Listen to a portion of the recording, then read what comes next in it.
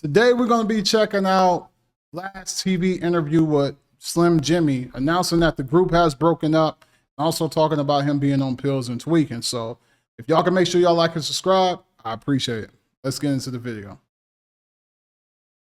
Shrimp 3? Shrimp 3, okay. Because there's like the 3 and the... Yeah. Got it. So this is a 3-disc album. Yeah. Even though there's no discs anymore, it's considered a 3. Yeah. We triple album, We kinda. would love for it to have been like a triple disc, yeah. Exactly. Hey, I ain't going to lie, that's facts. Because I remember when I was a kid, my mom had like this big folder, just CDs stuffed in it, right? And then you would have CDs in the headrest in the car, in the armrest, in the glove compartment. It was crazy. But y'all let me know in the comments section. Was you supposed to wipe the CDs with alcohol when they was dirty or whatever?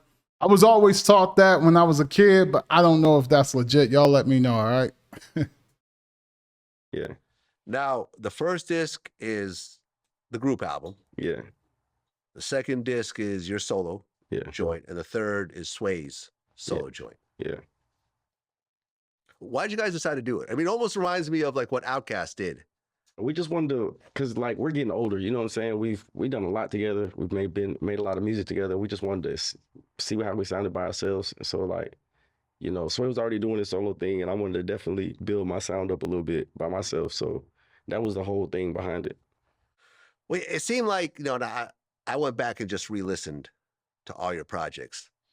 It seems like this album had more of a mature sound. Yeah. Like I said, you know, like the first album was very young sounding in a positive way. Yeah. You can't insult me and then compliment me at the same time. Like you can look at his face, like he's uncomfortable by what he just said. Because like music is personal, and you just tell me that my music sound kiddyish. Maybe my first album, I kind of agree with the first one because they was young. But they had a lot of hits, like Power Glide, Lit Like This. They had a lot of hits. So y'all let me know what y'all think and what's y'all favorite, you know, Rae Sremmurd and Jxmmi song. This one sounded more of like musically mature. You guys are kind of getting into your bag and not on the same wave as you were 2 albums ago. Is that a fair assessment? Definitely. Why that change? Because of our experiences, like in Mississippi, of course, technically we're doing bad, but the way we're going about it, we're throwing parties. We have the whole city lit. We're dropping music. We're like, you know, it's technically we're poor as shit. You know what I'm saying? So the music we're making, of course, is like some fun party shit. But like, then once we touch money, we've seen the world. Of course, our music is gonna change. Like the topics that we talk about, just the things that we could say in our songs. Like it's some of the shits that we was talking about, I didn't even know existed. You know what I'm saying? When I was in Tupelo, I'm thinking like shots, yeah, good. You know what I'm saying? I can see Okay, and this album goes platinum. Yeah. And the big single was Power Glide. Yeah. That's with a Juicy J. Yeah. How did that song come together? Man, we grew up on a lot of 3 6 Mafia. So you know what I'm saying? Just being where we're from. And Sway was just remixing that. I don't know why. Just that day he just decided he wanted to remix that. And it was a banger. I was like, shit, hard as shit. And I put a verse on it. We sent it to Juicy J. He put a verse on it, and that shit was a banger. It just went up. Wait, so this is a remake of a 3 6 Mafia song? Yeah, I'm in the club, toast it up. Oh, yeah, of course. Yeah. Side to side. Man, come on, man, Vlad. Come on, man. This is why I'm telling you, maybe I'm the only one, but I get irritated with Vlad sometimes.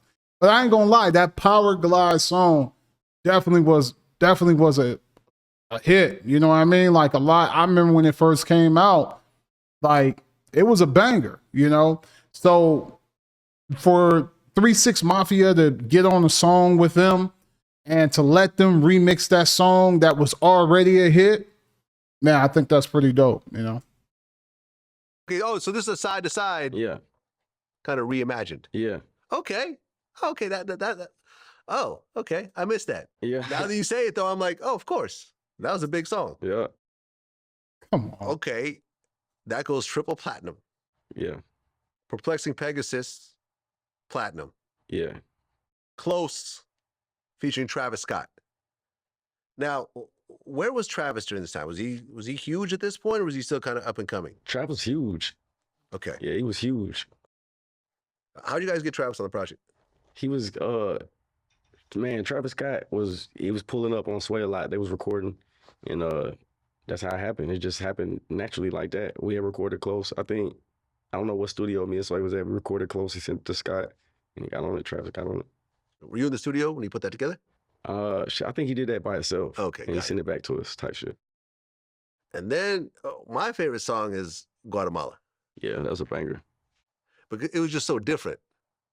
You know what I'm saying? And it just, you know, sometimes when you experiment, it doesn't work. Yeah. But in this case, I felt like this was really experimental for what you guys are doing, and it just, you hit it right there in the pocket. Yeah. Like I said, that boy Sway can do any type of hook. Like, yeah, when it comes to melodies and hooks, he's great. You know what I'm saying? I agree with that.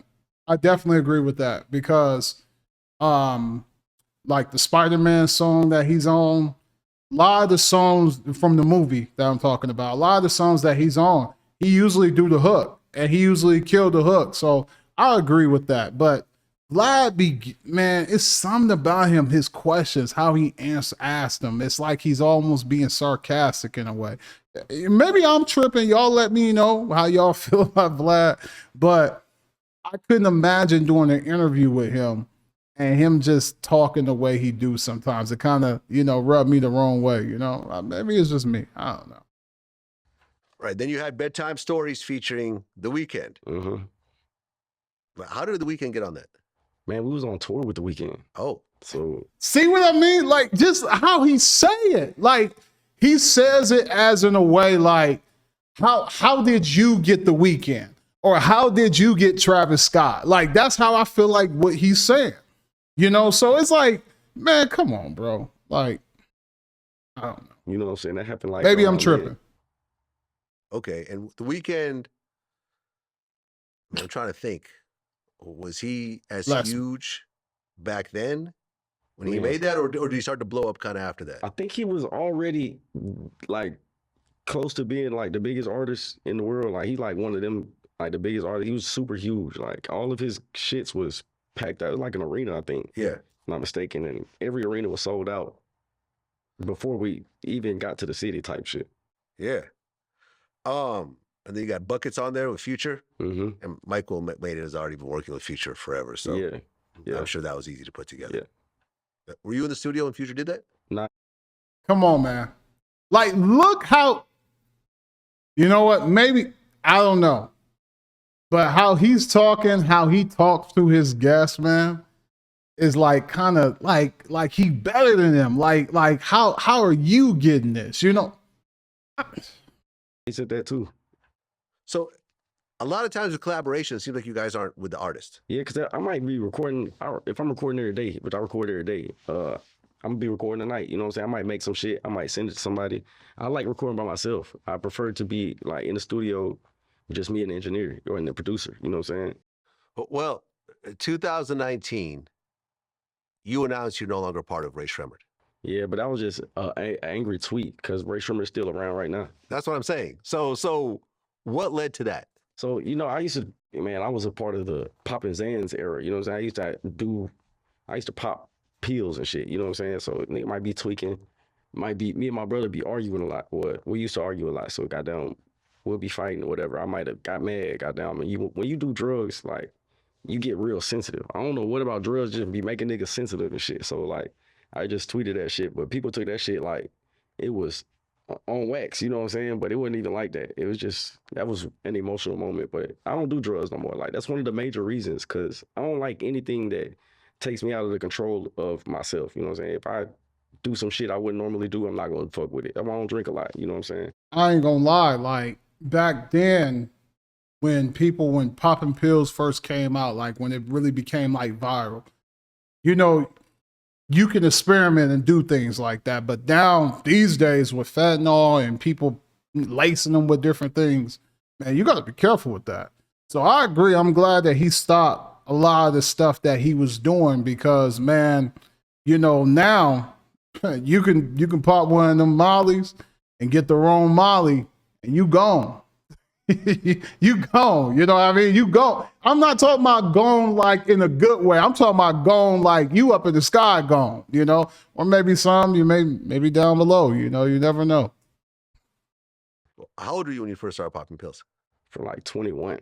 You know what I'm saying? So this was after you guys got signed and already started. Nah, this like probably a little bit before. Right you know before, what I'm saying? I'm working in a factory, like it's on one of them types of things, popping the addy, stay up type shit. Like that's how it starts. So you didn't have money back then, but once you had money, now you could afford. Yeah, then I'm just trying shit. But like I never, nigga never did no coke or nothing like that. But like Me neither. I had my fun or whatever, so got done with that. But that situation right there, and you know, sadly, my like RP to Big Floyd, my dad, you know, him passing and my little brother going to jail, like that was like one of the major points in my life that made me quit doing drugs altogether. You know what I'm saying? I mean, when you look at, you know, I mean, the pill era is something different, man. Yeah, that was like, I know, like for example, whenever I've had like little surgeries and they give me Xanax or something, I throw them away. to be honest, that's kind of really what got me bad though. To be honest, I did pop addies at first, you know what I'm saying? But then when I don't know if you remember this, like it was Governor's Ball. I had jumped off the stage and I thought it was a speaker, but I didn't jump through like a spotlight. Yeah, so it cut my leg all the way open. They had prescribed me like Oxycontins. Now, I was doing Oxycontin for my pain, but after the pain went away and all that shit, I'm still got this little, you know what I'm saying? So then that's when I start popping Xans, Perks, little shit like that. And then before I know it, it's a problem, you know what I'm saying? But yeah, that like I ain't gonna lie. I ain't gonna lie. He did kind of. He felt kind of crazy. Like if we go back, like I ain't gonna lie. Imagine falling like that. Imagine falling like that in front of thousands of people, and you just didn't fall, but you fell and fell again. Watch. Speaker, but I didn't jump through like a spotlight. Yeah, so it cut. And then you still look, and then you still falling. You ain't done. You still falling. Look. Jumped off the stage and I thought it was a speaker, but I didn't jump through like a spotlight. Yeah, so it cut my leg all the way open. They had prescribed me like Oxycontins. Now I was doing Oxycontin for my pain, but after the pain went away and all that shit, I'm still got this little, you know what I'm saying? So then that's when I start popping Xans, Perks, little shit like that. And then before I know it, it's a problem. You know what I'm saying? But yeah, that, like I said, whenever I've gotten any type of surgeries or whatever, and they prescribe that shit to me, I just toss them. Yeah. And I said, I'm just going to tough out the pain. I maybe. Hey, Vlad roll, man, for putting that on the screen. He could have let him talk about that, and they could have went on to the next subject. But but that's what I'm saying. Vlad be doing things, man, to really irritate people, man. Y'all, maybe I'm tripping. Take some Advil or something, and I'll deal with it because I've seen too many horror stories. Yeah, that shit got real. I didn't know nothing. I didn't even know what the fuck a Oxycontin was. So once people start telling me like this is some serious shit, like bro, you don't need to be taking these. You know what I'm saying? Then by that time I'm already damn near done with the pill bottle. But like that was definitely the start of shit getting crazy on the pills. But luckily for me, it never got too crazy. You know what I'm saying? I mean, being on the pill, what do you think was the worst shit that happened while you were taking pills? I can't even remember. Like, it's a couple years of shit that I can't even remember. You know what I'm saying? So that's the worst part, if you ask me. Fair enough. Well, I remember when you announced that you're not part of Rae Sremmurd while you were tweaking that day.